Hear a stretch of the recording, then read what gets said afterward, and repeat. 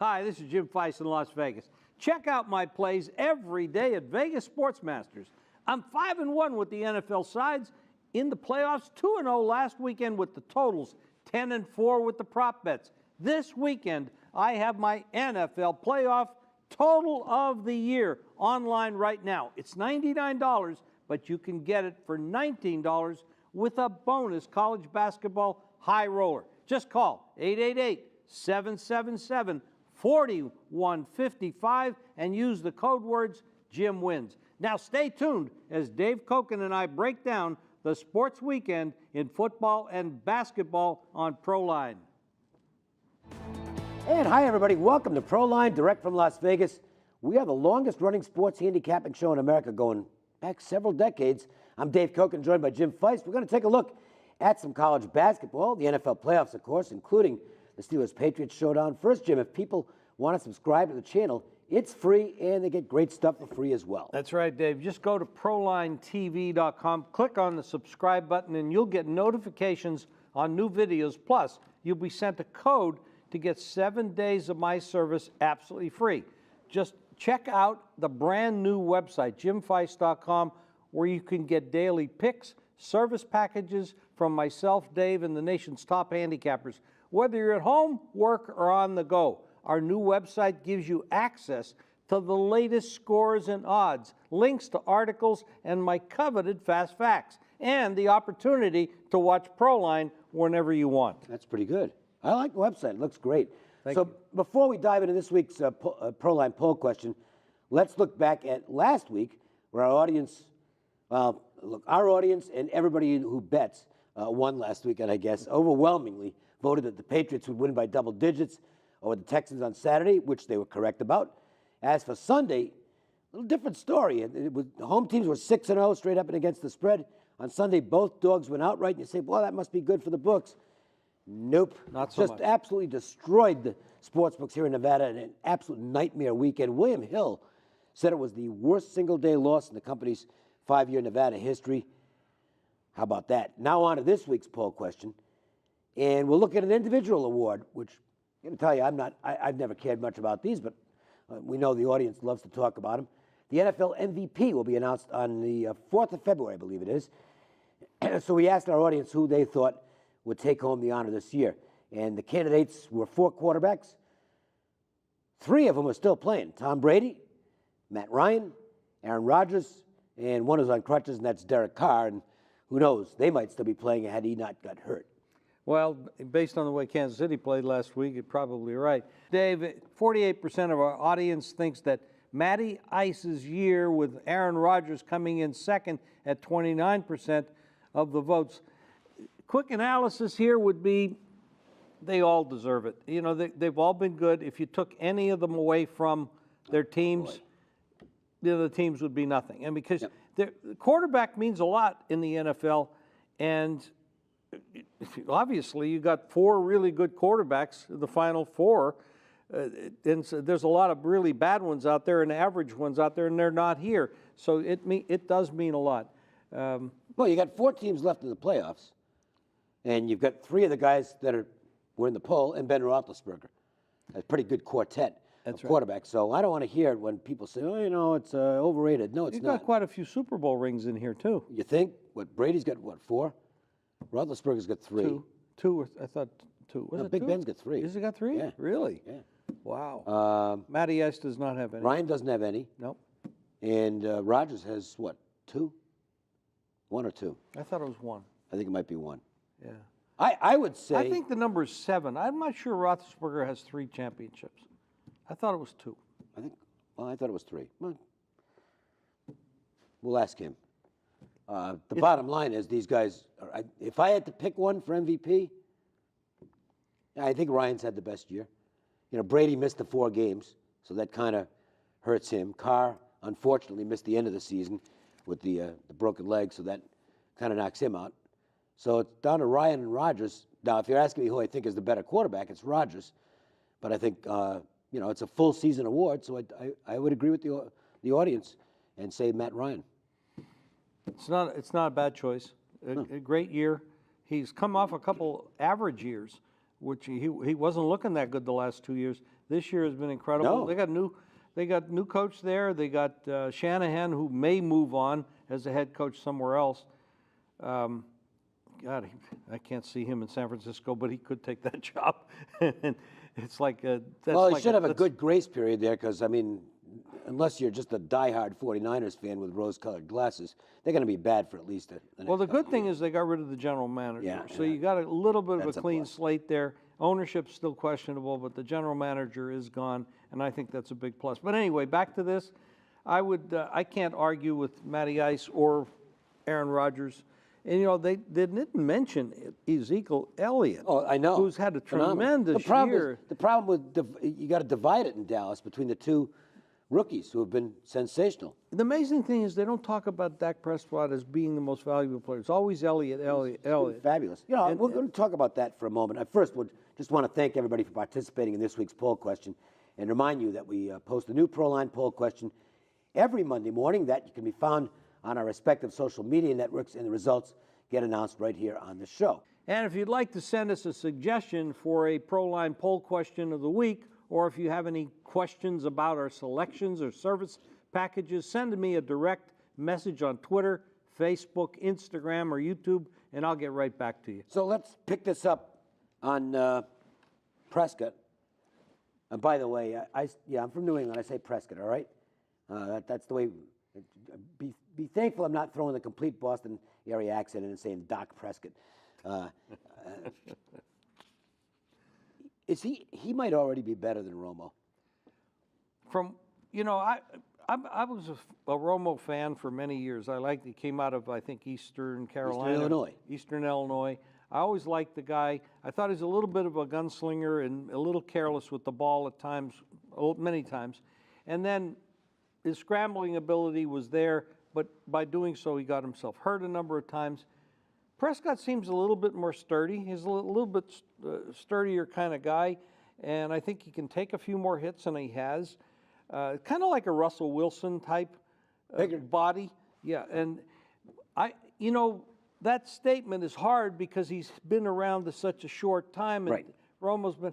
But based on what I've seen, yes, but. And the but is the offensive line. He has such a good offensive line. Tony didn't always have that. And I don't care, but folks. Romo wasn't a big moment quarterback. That's just the way it is. That's the problem. He didn't do it. But there's a lot of quarterbacks like that. Absolutely. It's not a knock on Romo. So let's talk about Tony Romo for a second. Where is he going to end up? Now, Jerry Jones says we want to keep him here. He's not going to stay there. He's not going to be a backup quarterback, okay? There's a lot of teams that are going to be willing to give up something for him. It's not going to be huge. I don't see Dallas getting a first-round draft choice or anything like that. I think it's going to be like a third or a fourth. Well, Tony's at the end of his career, and he's fragile. What's he played? 2 games? 2 games in 3 years or 2 years? Hasn't played a full schedule since 2012. Well, there you go. So if you gamble on him, you're going to have a good running game and a good offensive line because you can't put him back there in the pocket taking hits all the time. We came up, I think, in talking about this, it wasn't like we rehearsed this or anything, but we happened to be talking about this in the green room before we started shooting. And I do think the team you mentioned from the NFC West, and it's not the Rams, and it's not the 49ers, that might be a destination for him because the Cardinals have to be looking at Carson Palmer right now and saying, that's over. Carson Palmer's done, and they don't have a backup. No. Not somebody that you want to depend on. Now, Tony is not going to be there for a long time either, but they have the talent on the squad to still do some damage. Right, they're in the hunt now. They're still kind of there because the teams in their division are not that good right now. Seattle has slipped. The lowest paid offensive line in the league is Seattle.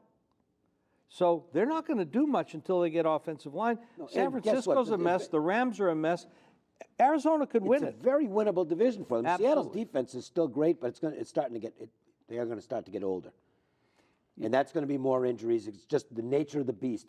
And it's money, Dave. It's money. I it's think all that about makes money. a lot of sense. Go back to the rookie years that Wilson was there. He's making like $600,000 a year. That's the rookie thing in the contract. And they were winning. They had the defense. everybody's getting paid a lot of money. The offensive line was a monster. Their running game was a monster. And Wilson was just playing out of his mind. Well worth more money than the $600,000, but that's the rookie contract deal. So once he gets to the $20 million, $17 million a year, they got to start dropping players. Right.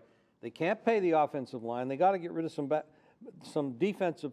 I mean, they gave up the best center, or one of the best centers, that went down to New Orleans. I mean, a lot of that's financial. So that's the structure of the NFL today. Pay the quarterbacks too much money, which is crazy because they are fragile and they get hurt and then they're not there and then you're stuck. But if you look at that league, the West, Arizona with a decent quarterback for 1 year could win that division. Yeah, I think so. And Tony Romo could be that guy. That would be that'd be a great fit for Everybody him. talks. I don't think he wants to go to a bad team. I don't think he wants to go to a cold weather team. No. I had originally said, well, maybe he'll end up with the Bears because he's got a connection to the area, and they definitely are on the lookout for a quarterback in Chicago. But He's got to play in freezing weather. I don't think he wants. And by the way, is there any chance for the Bears to really win right now? Not really. No, not with the teams that are in. Not that the reality is that, No. they've got some changes that they have to make. Arizona sounds like a perfect fit. Everybody talked about Denver, and I like the fit of Denver, but the problem is they have two young quarterbacks there that can play. And with more experience and more training, Simeon and Paxton Lynch. they're guys. They're not going to give up on Lynch yet. They don't know about him. Now, the other team that was interesting was the Rams, because it's only 1 year in, but I think there's at least a good deal of evidence that suggests that Jared Goff is not going to be an NFL quarterback. There Not was evidence he wasn't an NFL quarterback before they drafted him, and that was a crazy situation. I don't know if they can afford to say. I mean, if you want to talk about that, dumping a guy that's there with you're paying a lot of money after 1 year, and they don't like doing that. Then because it's embarrassing. You got to go to another Texas team in Houston. And I don't know what they do. They're paying this guy $17 million a year. It's all He can't salary throw the cap ball. money. You can't just say, well, we made a mistake and pay him off. It's not like baseball where you can, if you just want to pay the guy and send him walking, you can do that. You can't do it in the NFL because the salary cap hits. Yeah, it's a mess when they sign these guys to these big numbers and they really don't know what they're doing. The front office is the one that needs to get fired for doing it. So, if you want to ask us any kind of sports wagering question, just go to ProLineTV.com, drop us a line. Doesn't cost anything, and speaking of not costing anything, make sure to hit the subscribe button to get 7 full days of action free. Plus, you can go to JimFeist.com for free stats, articles, videos, my free fast facts, and plays from the nation's top handicappers. When we come back, we're going to take a look at some of this weekend's conference championship final action. Stay tuned. I was on the wrong camera. All right, so here we go. We're into the conference championships, Jim, and I think this is a fair statement. It's not a take on what I think is going to happen in the game, but if you go back to last week, Pittsburgh left a ton of points on the field against Kansas City with some shaky play calling in the red zone. They could have won that game by 25 points. The Patriots' margin of victory was actually misleading. They didn't play very well against Houston. I think the Patriots have to step up their game this week. At the same time, Pittsburgh cannot leave those points off the board if they have an opportunity to get them against this team. You can make that mistake against Kansas City, which is a limited team, and settle for 6 field goals and get a win. You do that against the Patriots, you're not leaving Foxborough with a victory. I have to give Kansas City a little bit of a credit on the defensive side because they were able to play pretty good red zone defense. But how much of that was Pittsburgh? And I was going crazy watching the game. It's like they can't stop Bell. Give him the football. And instead they're throwing the ball down there. It's like, what are you doing? You ran the ball all the way down there. Your offensive line is killing their defensive line. Any little hole, Bell's going to find and slip through it. I mean, just give him the damn ball.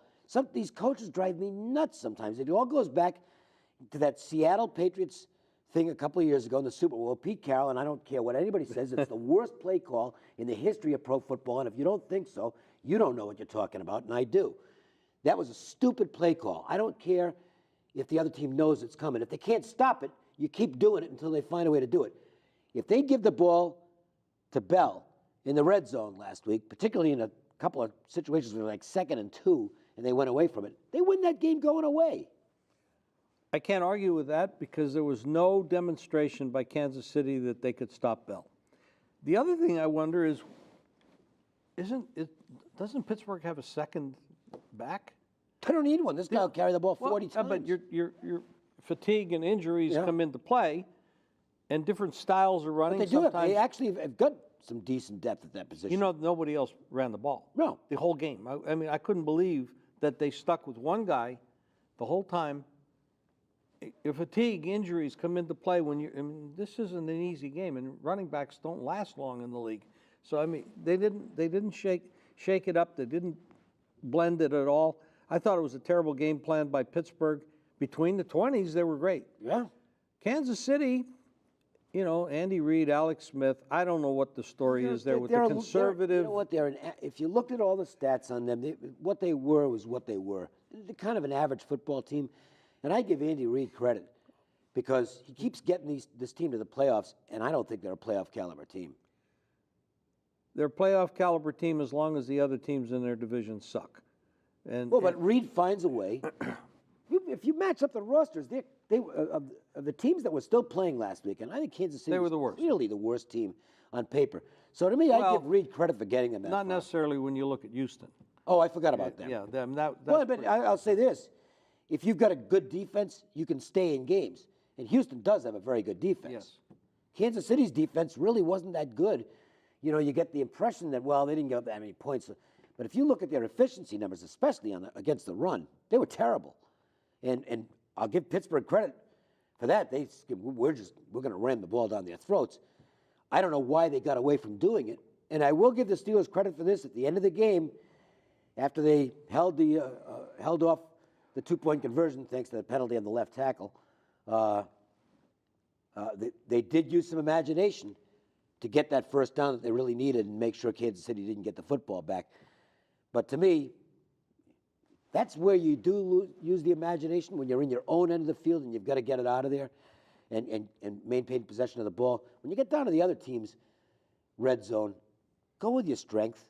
If they get away from that against the Patriots, they will not win this game.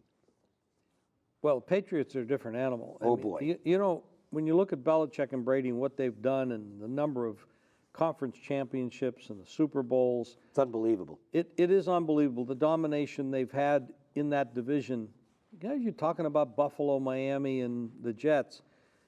You know, really lower-end ball clubs. You know, they're not really that good. They're competitive at times. They win a game here or there, but they're not really that strong. No, not a threat. You know, Belichick and Brady have had a little cushy situation for a number of years because of that, because it's not really as strong. But the NFL right now, across the board, is not that strong. I mean, you got most of the teams. I mean, there might be 6 good teams. They're not great teams. And there's no real strong defenses. You know, the old days, you'd say, run the ball and play great defense. And that's how you win championships. You can't with the rules the way they are now. No, they've changed the rules so much. Throw the ball 60 yards, the guy bumps into you, you get a 60-yard penalty. It's bullshit. It really is. So. I mean, not to get way off topic, but they've got to do away with the spot foul on the defensive pass interference. That's crazy. Go to the college rule. It's 15 yards, first down, that's it. Yeah, that's enough. You can't make it a 60-yard penalty. I mean, for God's sake. No, and you want to see the ball in the air this weekend. That other game, holy cow. They can't put the number high enough to keep people from betting Green Bay and Atlanta to go over the total. It's just an avalanche. This is an interesting situation. When you look at the line on this game, let me look at the current number. 61, open 59.5. I bet it over at that moment. 61's a big number. They played earlier in the year. It was 33-32, 65 points, same field, same stars, quarterbacks, et cetera, et cetera. But the league doesn't provide the defenses with the tools to stop people. No, that's why you receive on every play where there's an incompletion. It's like every single play, the receiver jumps up and is looking for a flag. Right. And a lot of times they get him. Yeah, and a lot of times they don't get they don't get them when there was one. I know. You know, there's so many missed calls. Tough game to officiate. Oh, it really is. It's brutal. You know, Roger, the guy that gets paid all that money, he needs to retire and let somebody else that knows would agree with football that. make some of these rules, because it's bull. It's bottom line, it's bull. An interesting note, by the way, which has nothing to do with handicapping, but it's interesting. I will read this off the notes here. The Super Bowl ticket resale market slumped minutes after the Dallas Cowboys lost to the Green Bay Packers on Sunday night. Before Sunday's playoff game, the cheapest ticket price to Super Bowl 51 on StubHub was $4,195. As soon as the game ended, Cowboys lose on the field goal as time runs out. The get-in price was down 20% to $3,349. Tickets in the lower end zone dropped 18% to $4,307. So Dallas is still America's team as far as ticket sales are concerned. Great following, and, you know, arguably they were the best team in football this year. They had the best record. They got the best offensive line. They got a really, really good quarterback and a really, really good running back. And their defense isn't so bad. They got good wide receivers. They got the big-name owner. They got the big-name coach. And they got the big-time spike on first down, which was a really bad decision. Yeah, there's some strange stuff going on out there. You know, the Dallas Cowboys this year basically had one legitimate loss. They throw out the Philadelphia game because they sat most of the guys. They lost 2 games to the Giants.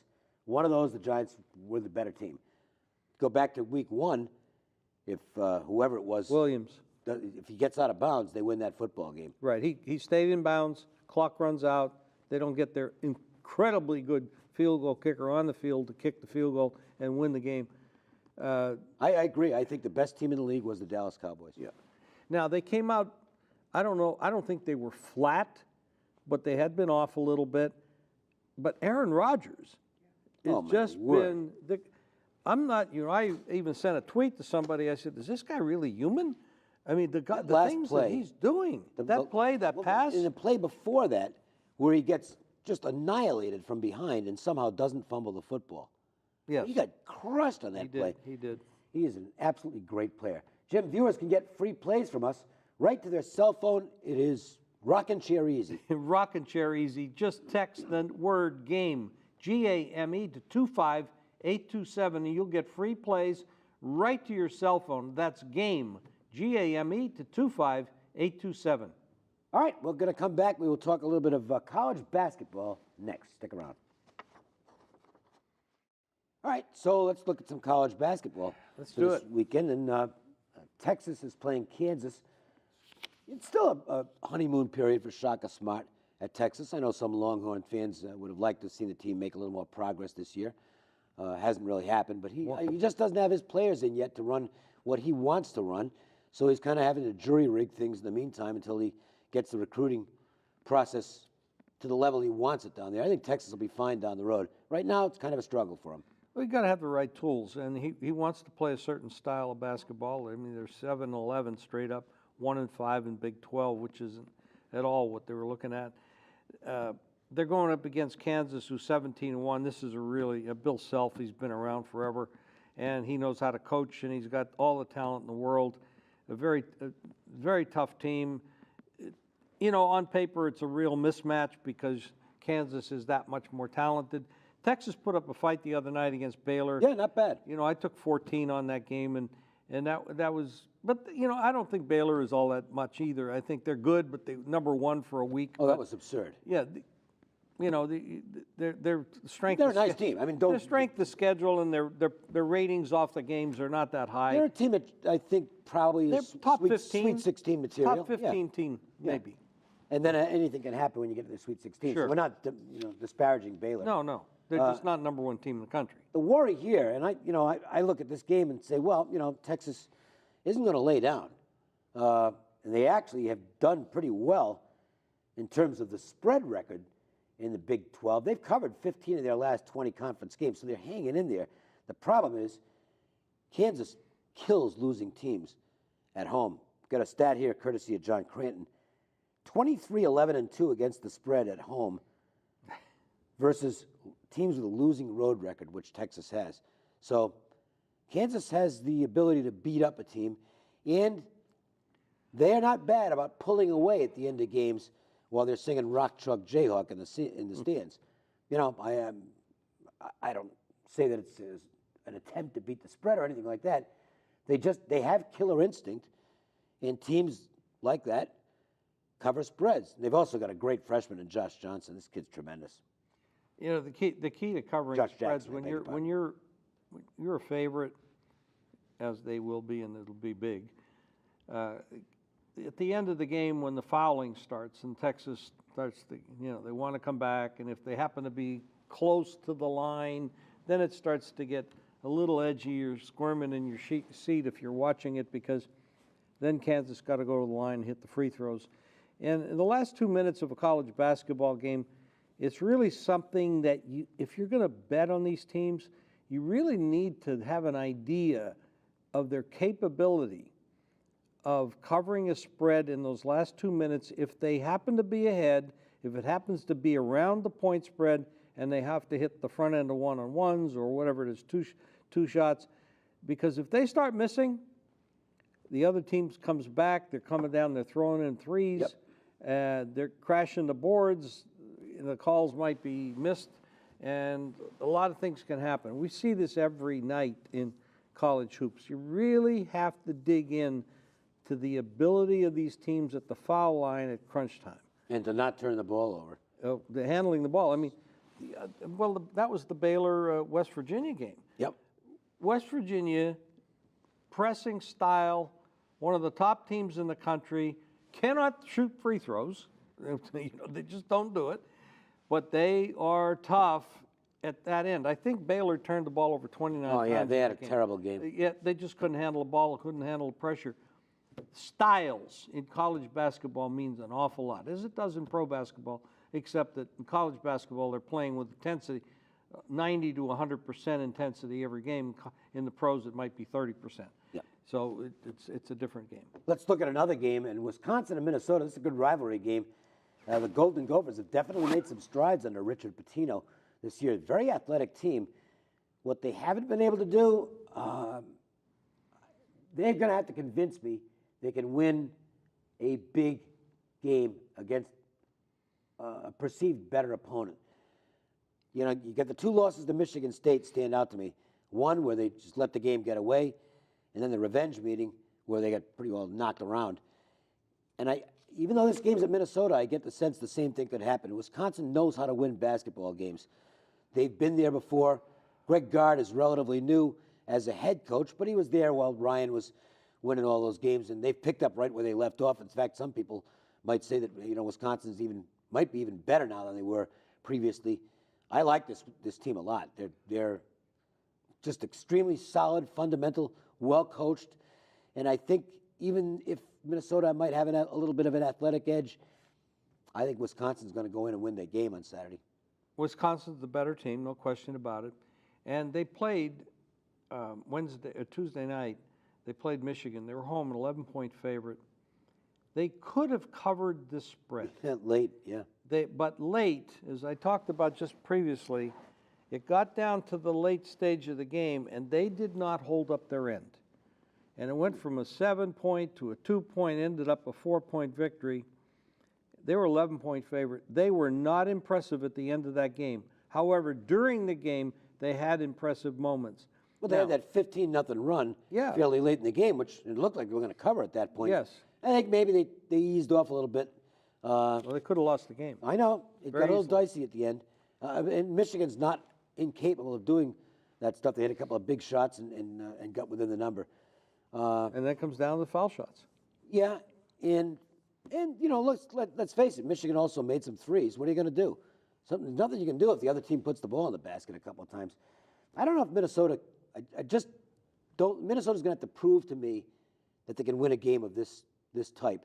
And until they do, if it's a close number, I'm going to have to be looking at the Wisconsin side. I wasn't knocking Wisconsin for this game. I was knocking them for what they did.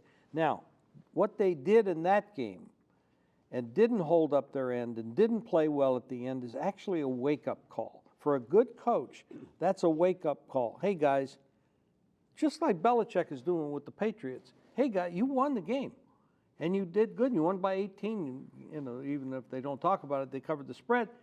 But you didn't play good. No, they now didn't. You're going to play a team that's better, or now you're going to play a team on the road. You can't play like that and come out with a victory. So it can be a wake-up call to a good coach and a good team, and it probably will be here. So Wisconsin's probably going to come up better because they played poor on Tuesday. I would go along with that. All right. If you want to get free plays each day and a recorded message from our team of Vegas experts, here is the number to call. It's 888-478-9222. And you can follow me on Twitter, Facebook, Instagram, Jim Feist Sports, and feel free to send me a direct message with any questions about the Vegas wagering scene. And that's it. Thanks for joining us. We will see you next week with another edition of ProLine.